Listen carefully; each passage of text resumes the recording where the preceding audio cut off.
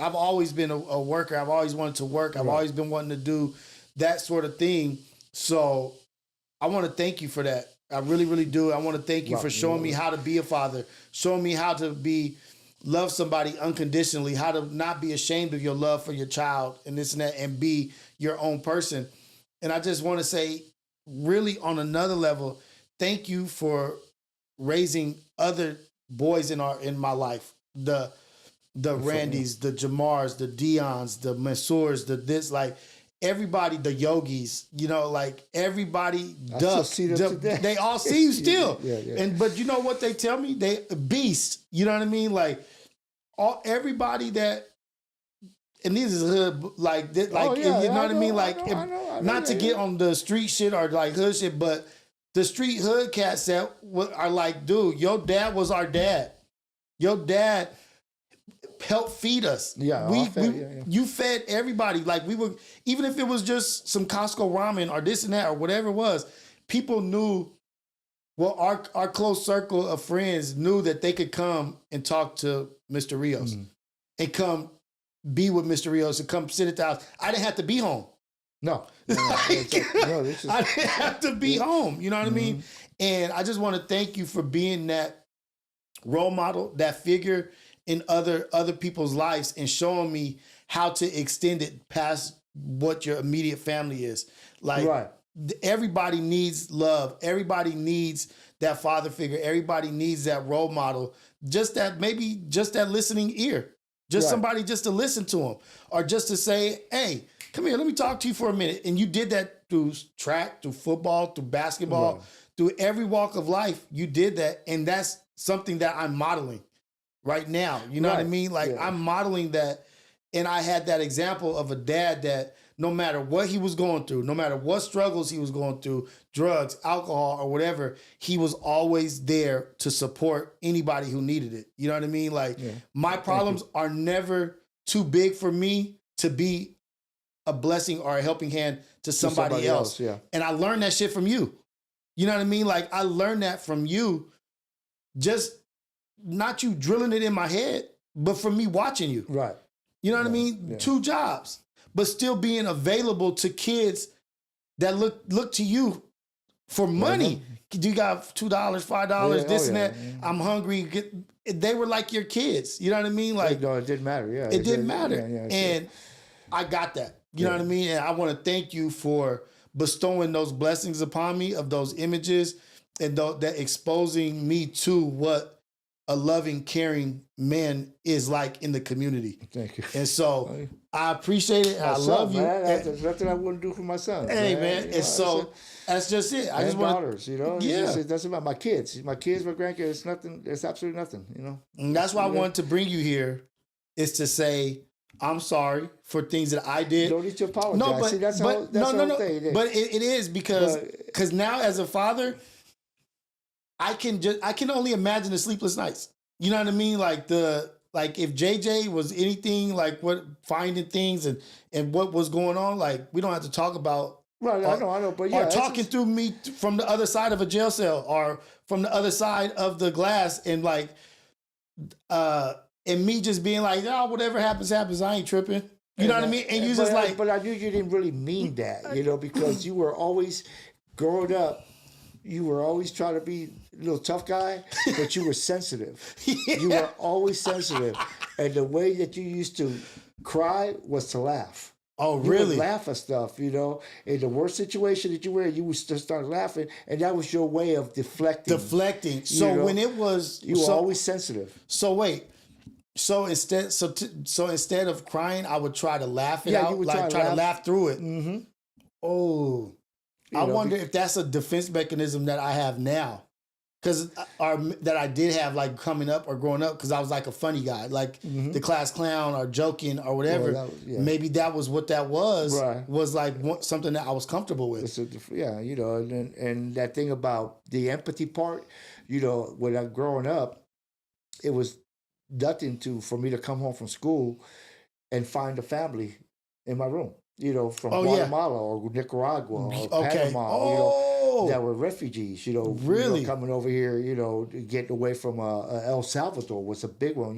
They were going through the Civil War, and the stories and stuff that I would hear, from, they would come with no nails, because of They were getting pulled. Exactly, stuff like that, and it was normal to me. It was like, oh, okay, yeah, that's a little Pablo and Mrs.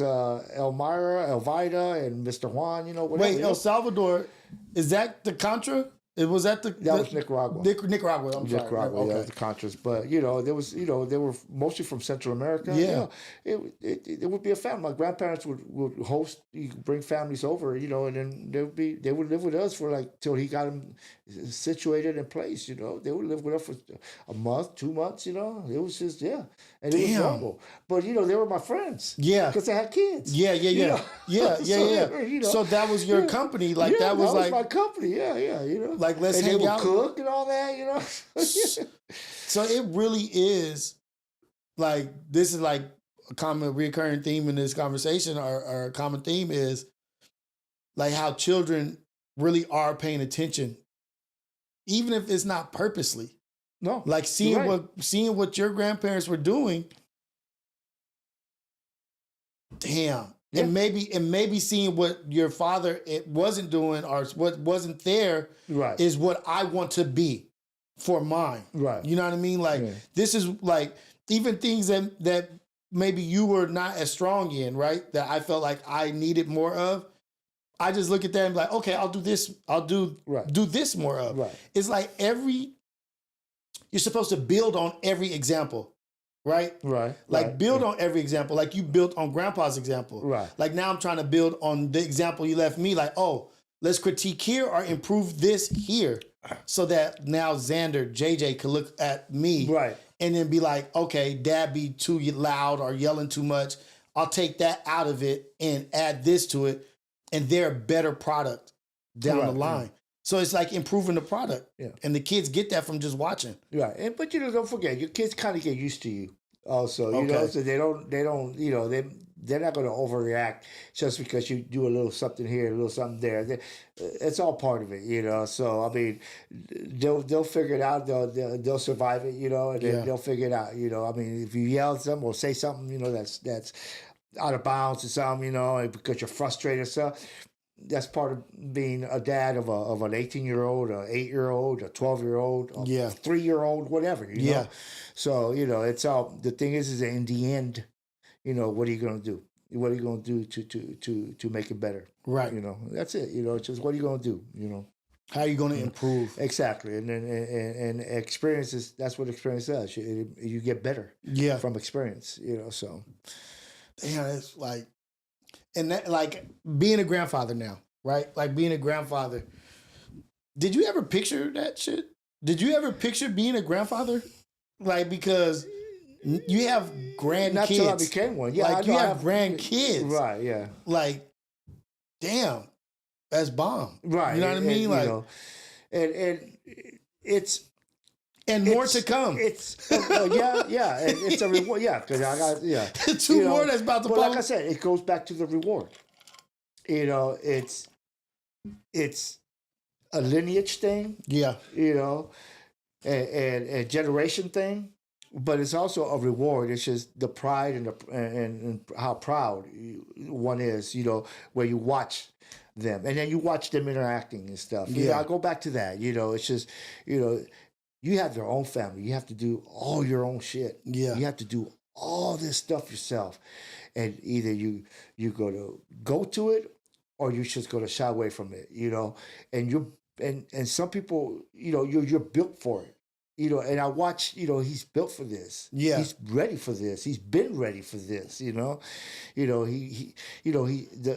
person he chose to be with to finally do this. Yeah. He the choices he made the right choices. He made the good choices. That comes from somewhere. You know? That comes from experience and knowing what you want and what you don't want. Yeah. And it's and some people don't get it.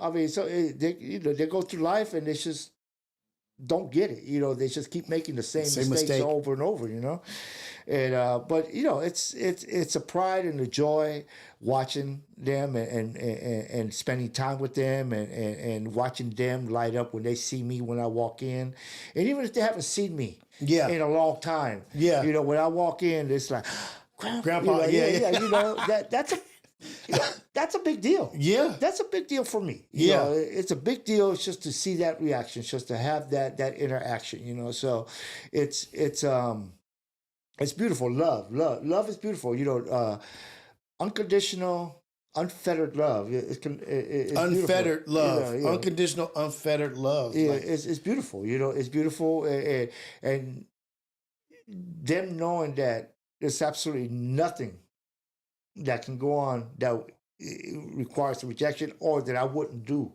for them. I mean, whether it's a kidney or whatever, it doesn't matter. My life. You know, my life, you know? Yeah. It's there, you know what I mean?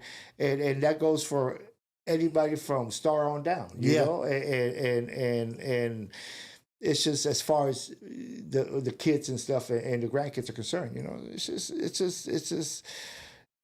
it's something that you live and die for. Yeah. You know, it's just to have that relationship. And look, I'm still watching. You know what I mean? Like, because you're gonna be a grandfather. Because I'm gonna be a grandfather someday. So it's like you're never done growing. Yeah. And I mean, your mom it's a big part of that too, you know, because of watching her, you know, and how she is with the grandkids and stuff. You know? Yeah, you know, it's all a visual. It's all a visual, and it soaks in. I mean, you're still soaking in stuff, you know, till the day you die. You're still soaking in stuff. There's stuff you're soaking in. I mean, you know, so it's learning and through osmosis. Okay. You know, and it's it works. It works. You guys work well. Thank you, man. I appreciate that. You guys work well. You guys work really, really well. Thank you. Well, we had good examples of loving parents. We had good examples of people putting in effort to get it, to try to get it right, to it's win, lose, or draw. Like, we're gonna put the effort in. Right. You know what I mean? Like, it's not gonna be a question if did he try? Right. Oh yeah, he died trying.